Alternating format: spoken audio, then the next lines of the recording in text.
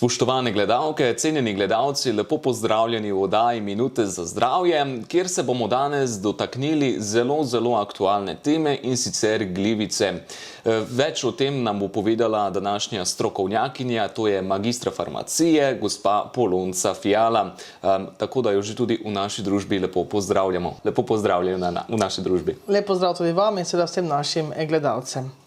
Mogoče na začetku, torej aktualna tematika glivice, ki se je danes nekako lotevamo. Se ljudje dejansko pogosto s tovrstnimi težavami oglasijo tukaj pri vas v lekarni? Ja, res je. Pravzaprav bom rekla, da je povpraševanje predvsem v tem času, ko se nekako nagibamo v poletne mesece, po pripravkih, izdelkih, ki se nekako dotikajo glivičnih okužb, izjemno veliko. Ljudje ponavadi ob tisti prvi simptomatiki pogosto zaidejo v lekarno, povprašajo po nasvetu pripravkov. Je pa tudi res, da je sedaj nekako iz teh zimskih dnevov počasi ali pa pomladanskih prehajamo na tisti poletni čas, ko tudi obuvala nekako sezujemo, nekoliko bolj lahke obutve najdemo in takrat ljudje se vprašajo, nismo toliko poudarjali nekako v teh zimskih pomladanskih časih nohte kot take, sedaj pa dejansko pokažemo nekako na ogled in seveda tudi tukaj se potem pojavi vprašanje, kaj storiti, nohti so glivični, ali se neke spremembe nakazujejo. Ja, in takrat je lekarna tista prva, bom rekla, izbira ali pa mesto, kjer se ljudje oglasijo. Kako pa recimo lahko ljudje oziroma vsi, ki imajo težave z glivicami, v bistvu sploh prepoznajo to glivično okužbo?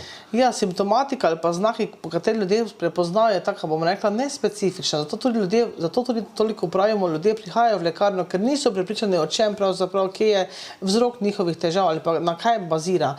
To se pravi, tista simptomatika, ki bode v oči, je ponavadi skelenje, srbenje, glivice navadno srbijo, koža je prdela, taki mali mehurčki se pojavijo in to je pravzaprav tisti znaki, da verjetno gre za glivično okužbo. Rekla sem že, da ni toliko specifična, zelo pogosto jo zamenjujejo ljudje, jo tudi zamenjamo z kakšnimi alergijskimi težavami. Tudi ta letni čas, da je pravšnji čas, kar se tiče alergij, in tudi tam vemo, da se nekako pojavi srbenje, rdečina, se ta dejansko širi in tukaj potem postavljam velikokrat v dilemo, kakšna težava je pravzaprav pri določeni osebi res prisotna. Ampak, če nekako sklenemo, tisto srbenje in tisti mehurčki, ki so prisotni, ponavadi nakazujejo bolj na glivično okužbo in takrat seveda na podlagi te simptomatike, na podlagi tudi, če na kakšnem takem mestu pogledamo in potem nekako vpeljamo zdravljenje za takega pacienta. Kaj so pa recimo tisti glavni vzroki, da pride do teh okužb? Mi moramo vedeti, da pravzaprav glivica ni neka, bom rekla, mikroorganizem, ki ni prisoten. Dejansko mi sobivamo v simbiozi tako z glivicami kot z mikroorganizmi in pravzaprav, če je vse v ravnovesju, nekem normalnem ravnotežju, glivica sama po sebi ne povzroča težav. Kdaj je ta težava potem prije nekako na plan? Takrat, kadar se glivica prekomerno namnoži, kadar ima ustrezne pogoje, da se namnoži in ko preraste, tisto rečemo mi včasih normalno floro našega telesa, če rečemo, in naše okolice. Zdaj, kje so tisti, ste rekli, vzroki, ali pa bomo rekla, kje je tista možnost, da se glivica lahko razmnožuje, da ima take res idealne pogoje za bohotenje? Zagotovo je to vlažen, bom rekla, vlažno okolje, toplo okolje in kot pravimo, sedaj ta čas, poletni čas ali pa pomladno-poletni čas je idealen za to. Vemo, da nekoliko več se tudi poletje potimo, da če greva se osredotočiva na recimo glivične okužbe stopal, nohtov, to je izjemno pogosto. Vemo, da večina ljudi nekako obuvala, vendarle trpamo noge v neka obuvala, neodprta. Poletje je to dejansko manj diha, veliko več je potenja in tudi iz tega potem pravim, so taki pogoji idealni za razrast. Zagotovo ni samo na nas tista možnost, ki lahko preprečujemo, zagotovo tudi druge vzroke najdemo. Lahko govoriva recimo o antibiotični terapiji.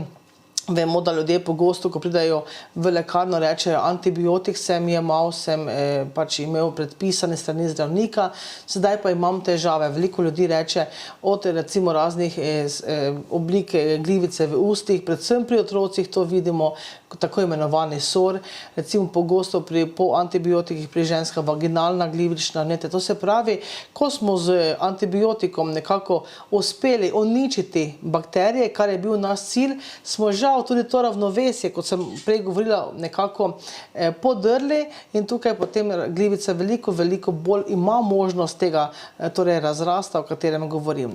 Zdaj, če se osredotočiva spet na te poletne dopustniške dni, ne, veliko ljudi dejansko obiskuje rado bazene, kopališča, vemo, da tam ne govorimo, zagotovo govorimo o dobri higijeni, pa vendarle okolje je vlažno, okolje je toplo, mnoge ponavadi ljudje, vemo, tako na hitro obrišemo in to je potem idealni pogoji so za razvoj glivičnih okužb, tudi recimo fitnesi, skupna neka površina, to se pravi, vse to je možnost, kjer glivice lahko nekako najdemo. Zagotovo pa so skupine ljudi, ki mogoče temu so bolj podvrženi, govoriva recimo, ali pa izpostaviva sladkorne bolnike, ne. Sladkorni bolniki, tudi če nekako enako rokujejo za zadeve, enako postopajo kot ljudje, ki nimajo sladkorne bolnike, ki nimajo sladkorne bolezni, veliko prej nekako obolevajo za glivičnimi okužbami in tudi tukaj smo izjemno pozorni. Potem recimo, kje se glivice rada nahajajo, ne. Pri otrocih vemo, pod plenica in plenični področje izjemno pogosto pridajo mamice, rečejo, otrok ima prdelo ritko, ne, to se pravi, glivična okužba je prisotna tudi pri starejših ljudeh, ki recimo imajo težave z inkontinenco. To se pravi, ta področja, kjer smo rekla, če nekako strnava, kjer je toplo, vlažno področje, je seveda tudi ta možnost razvoja glivičnih okužb izjemno velika, pogosta in tukaj imamo možnosti, da nekoliko, ne samo z pripravki, ampak tudi z načinom življenja poskrbimo, da se tega, kolikor se da, pač tudi nekako oblažimo ali pa, bom rekla, stanje izboljšamo. Zdaj pa recimo, da dobimo glivice, ne, in jih imamo.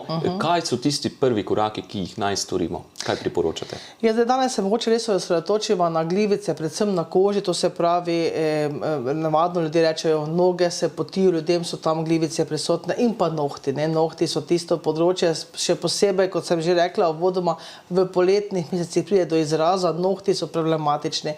To se pravi, kaj storiti? Zdaj, če se glivica pojavi na koži, nekje na mestu, pravim, ali ne glede na vzrok samega stanja, zagotovo je tista prva pomoč, če rečeva, obisk lekarne in seveda kakšen pripravek, zdravilo z antimikotičnim delovanjem. Kaj to pomeni?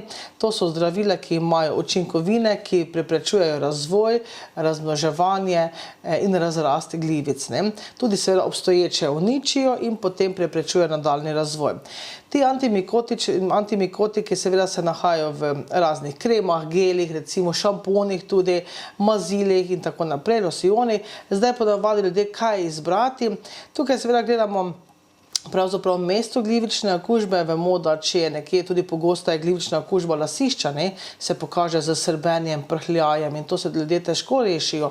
Tukaj ne bomo dali mazila kot takega, ker je premasno, bo mastilo celotne lase, ampak takrat izberemo obliko, recimo obliko šampona, ki bo najlažje nekako za uporabo pri tem uporabnikom. To se pravi, učinkovina antimikotik v razni farmacevtski obliki ali pa v pač pripravku. Zdaj, kaj poudarimo pri takih ljudeh? Vedno poudarimo, da naj so nekako vztrajni. To ne govorimo, da bodo enkrat namazali ali enkrat umili, pa bo boljše. Govorimo o kar nekaj dnevih ali pa celo tednih uporabe, da se glivica res uniči, bomo rekla, zaustavi rast in razvoj. Če se sedaj nekoliko osredotočiva še na nohte, mogoče naši gledalci čakajo prav to, ker pravim, tukaj je najbolj pogosta težava in tudi dilema, kaj izbrati. Enako antimikotične pripravke, vendar za razliko. Poznam veliko ljudi, večina pride v lekarno, prepoznajo, da je nohet glivičen, kako prepoznajo, morda za tiste, ki temu še niso bili nekako priča. Nohet je ponavadi zadebeljen nekoliko, spreminja barvo, je tudi potem kasneje lomljiv, se lušči bele lise, to se pravi, in spremeni kot tako strukturo in barvo. In to je nekako pokazatelj, da se morda v ozadju pojavijo glivice. In ljudje pogosto pridejo v lekarno, rečejo, pa vse sem poskusil, sem mazal z mazili, ki sem jih imel tudi za kožo, ne, torej, in ni učinka. Ja, seveda ne, tukaj moramo poudariti, rekla smo, pravilna izbira farmacevtske ali pa na splošno oblike pripravka. Mazila, kreme, geli, ki so namenjeni lokalnemu nanašanju, to se pravi na kožo, v sam nohet, v to strukturo ne morejo ali pa zelo težko prodirajo. To pomeni, da kljub rednemu stalnemu nanosu ljudje ne dosežejo tiste koncentracije, ki je bila potrebna, da bi glivice uničili, in nohet je še dalje ali pa še celo glivice celo razraščajo. Zato vedno rečemo, pri nohtih bomo izbrali drugo obliko. So v obliki lakov, recimo sprejev, ki imajo takšen medij, ki bo v nohet lahko torej prodiralo. Kaj je še pomembno pri glivični okužbi nohtov? Pomembno je, da je nohet čim bolj tanki, to se pravi ponavadi pa je ravno obratno, ne glivica, tako nohet nekako zadebeli. Vedno svetujemo nekoliko spiliti nohet, da bo učinkovina zdravila čim lažje prodirala v nohet in bo čim prej delovalo. Pomembno, da se nohti kratko pristrižejo, kolikor se pač da, da tukaj spet omejimo ta raznos, in kar je zelo pomembno, da smo dosledni pri nanašanju pripravka in vztrajni. Če smo rekla prej pri koži dnevi, tedni ali pa tako, pri glivici noht rečemo, govorimo o mesecih uporabe. Včasih pa vemo, ljudje smo nekako naravnani temu, da hočemo hiter učinek, pri nohtih se to ne pokaže hitro in ljudje pogosto obupajo, rečejo, saj ne pomaga. Govoriva torej o vztrajnosti nekaj mesecev rednega nanašanja, piljenja nohtov, lahko dodatno pripomoremo z kakšnimi kopelmi, recimo za okisano vodo ali tudi za slano vodo, namreč glivice kislega pH-ja nimajo rade, to se pravi, s tem že nekoliko omejimo ta razrast. Tudi kar se tiče recimo glivičnih okužb na koži, vedno rada svetujem, lahko tudi date kopeli ali pa umivate na tisto mesto z vodo, katero date malo limonnega soka ali kakšnega domačega kisa ali soli, to se pravi, da pH naredimo kisel in s tem nekoliko že preprečimo. Redno suho brisanje, da je mesto suho, rekla sva, vlažno mesto je idealno okolje za razrast, to se pravi suho, obrišemo in potem nanašamo pripravke in seveda, kot sva rekla, vztrajamo. Točno tako. Mogoče ob koncu, veliko ste povedali, zelo podrobno ste povedali, pa vseeno, torej poletni meseci se bližajo, torej kaj našim gledalkam in gledalcem priporočate? Ja, zdaj zagotovo ljudje govorimo takrat, kadar se že nekje v neki težavi nahajamo, kaj nam je storiti. To sva danes nekako zbrala informacije, včasih je teh informacij preveč, pa vendar verjamem, da ljudje tisto, kar rabijo za sebe, izluščijo, drugače pa ponavadi tudi ljudje potem obiščejo lekarno, povprašajo in se dokončno dogovorimo.